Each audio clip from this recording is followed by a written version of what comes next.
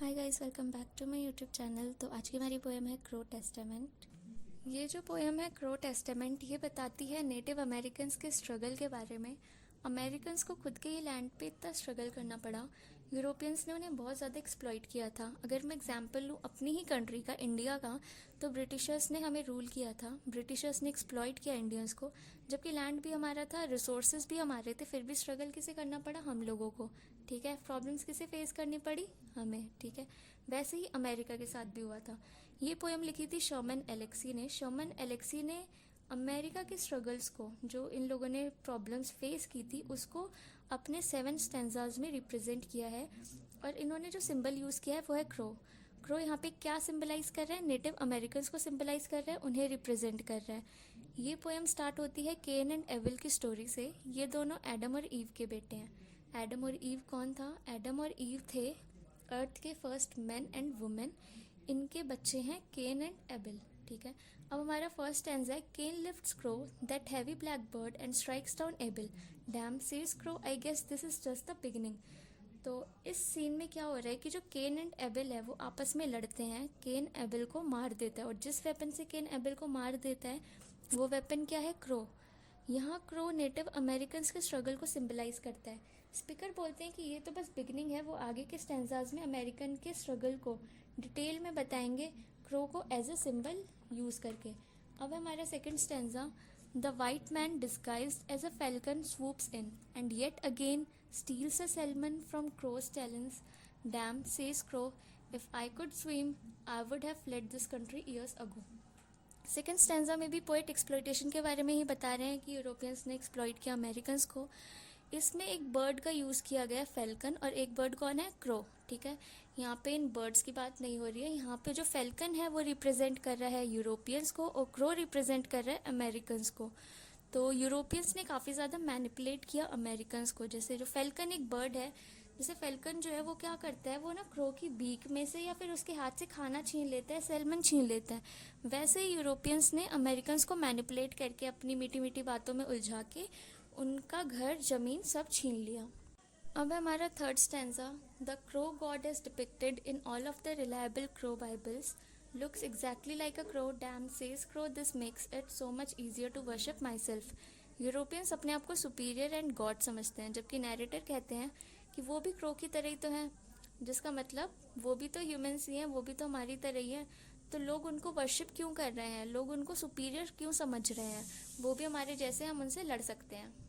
ठीक है, अब हमारा fourth stanza, Among the ashes of Jericho, Crow sacrifices his firstborn son. Damn, says Crow, a million nests are soaked with blood. इस stanza में city of Jericho का reference लिया गया है। जैसे इजराइल के लोगों ने जेरिको सिटी को डिस्ट्रॉय कर दिया, वैसे ही यूरोपियंस ने अमेरिका को डिस्ट्रॉय कर दिया। अब है हमारा fifth stanza, when crows fight crows the sky fills with beaks and talents, damn, says crow, it's raining feathers. Fifth stanza में स्पीकर बोलते हैं कि टाइम अब बदल गया है। पहले तो क्रो को वाइट पीपल का ही डर था, उनसे ही बच के रहना पड़ रहा था, पर अब क्रो अपने आप में ही लड़ रहे हैं। क्रोज जो हैं वो अपने आप में ही लड़ रहे हैं, जिसका मतलब जो अमेरिकन्स है, जो नेटिव अमेरिकन्स हैं, वो अपने एनिमीज से नहीं, अपने ही अमेरिकन लोगों से लड़ रहे हैं। ठीक है, अपने ही कम्युनिटी के लोगों से उन्हें बच के रहना पड़ रहा है, क्योंकि अब उन्होंने आपस में लड़ना शुरू कर दिया है। जब नेटिव्स अपने दुश्मन से लड़ने के बजाय आपस में ही लड़ने लगेंगे तो ब्लडशेड और डिस्ट्रक्शन तो हो गई। और ये एक साइन था, नेटिव कल्चर जल्दी ख़त्म होने वाला है, क्योंकि वाइट पीपल क्या चाहते थे? वो तो यही चाहते थे कि ये लोग आपस में लड़ के मर जाए, और यही हो रहा था। तो इनका जो ऑब्जेक्टिव था अमेरिकन्स का, इनका जो गोल था, वो तो पूरा ही हो रहा था। ठीक है, अब हमारा सिक्स्थ स्टैंजा। इसमें बोला गया है, crow flies around the reservation and collects empty beer bottles, but they are so heavy he can only carry one at a time, so one by one he returns them but gets only 5 cents a bottle, damn, says crow, redemption is not easy. ठीक है, ये वाला जो stanza है ये पूरी poem का सबसे बड़ा स्टैंजा है।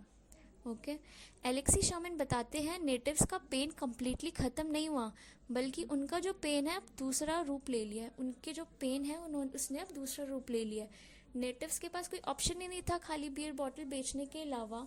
अब उनके पास ना ही ज़मीन है, ना खाने के लिए कुछ है, ठीक है, रहने के लिए घर है।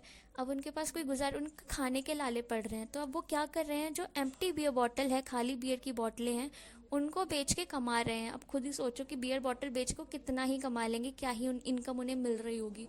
ठीक है, अब वो जितना कमाते थे उससे वो अपना ढंग से पेट भी नहीं भर पाते थे। काफ़ी ज़्यादा गरीबी आ गई थी, लोगों को अल्कोहल का एडिक्शन भी हो गया था। इन सब रीज़न से क्या हुआ, वहाँ की इकोनॉमी बिल्कुल ही डाउन चली गई। ठीक है, अब आते हैं अपने लास्ट स्टैंजा पे। Crow rides a pale horse into a crowded powwow, but none of the Indian panic. Damn, says Crow, I guess they already live near the end of the world. अब हमारे last stanza में बोला गया है कि crow एक पेल horse पर बैठा है। पेल हॉर्स क्या इंडिकेट करता है, पेल हॉर्स इंडिकेट करता है डेथ और डिस्ट्रक्शन। क्रो उस हॉर्स पर बैठ के क्राउडेड पाववाव में जाता है। अब पाववाव क्या है, ठीक है, फर्स्ट टाइम ऐसी कुछ टर्म सुनी होगी। पाववाव एक फेस्टिवल या इवेंट होता है जिसमें सब इकट्ठा होते हैं, सारे लोग इकट्ठा होकर डांस करते हैं, सेलिब्रेट करते हैं, गाना गाते हैं, एंसेस्टर्स को सैल्यूटेशन देते हैं। ठीक है, तो जो भी इंडियंस थे यहाँ पे, जो इंडियंस है वो हमारी बात नहीं हो रही है, इंडिया के लोगों की बात नहीं हो रही है, यहाँ पे इंडियंस बोला गया है नेटिव अमेरिकन्स को। तो वो लोग ना ये सब देख के बिल्कुल पैनिक नहीं कर रहे थे, उनका कोई रिएक्शन नहीं था, क्योंकि उन्हें ये सब चीज़ें पहले से ही एक्सपेक्टेड थी। उन्हें पता था कि यही होने वाला है, तो वो लोग इस चीज़ को लेके कोई शॉक्ड और सरप्राइज नहीं थे। ठीक है, तो हमारी पोएम यहीं पे ख़त्म होती है। अगर कोई डाउट हो तो आप कमेंट में पूछ लेना, वरना लाइक शेयर सब्सक्राइब कर देना। Thank you.